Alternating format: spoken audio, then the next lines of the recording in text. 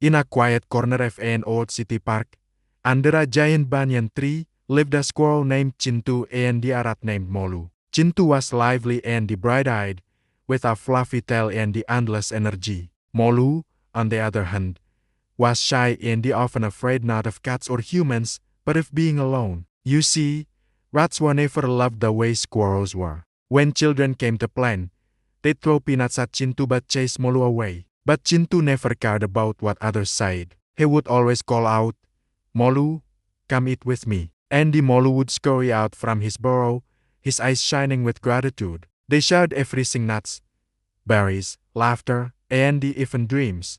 Chintu dreamed of flying high across the park's trees, while Molu dreamed of one day being accepted, not feared. Winter came early that year. The trees were bare, and the food became scarce. Chintu had spent weeks collecting acorns and hiding them in a hollow branch. Molu helped him, even though his tiny paws froze in the cold wind. One day, a sudden storm swept through the park.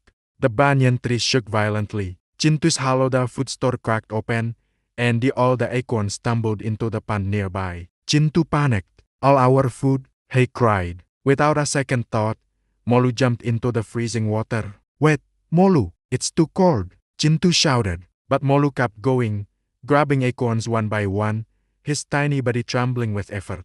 He pushed them to the shore, while Chintu helped him pull them in. By the time they had saved just a handful, Molu was shivering uncontrollably, too weak to even stand. Chintu held him close, tears welling in his eyes. "Why did you do that? We could have managed somehow." Molu smiled faintly, his voice a tiny whisper. "Because you always shared your world with me, Chintu. He just wanted to give something back." The next morning, as the sun rose through the fog, Chintu woke to find Molu lying still beside him, peaceful, his little paws curled as if still holding onto an acorn. Chintu sat quietly for a long, long time. Then he took one of the saved acorns and buried it under the banyan tree. "For you, my brother," he whispered. Years passed. Every spring, a tiny sapling grew from that very spot, a small tree that bore the sweetest acorns in the entire park. Chintu never left the banyan, and every evening, he would sit by that little tree, watching over it.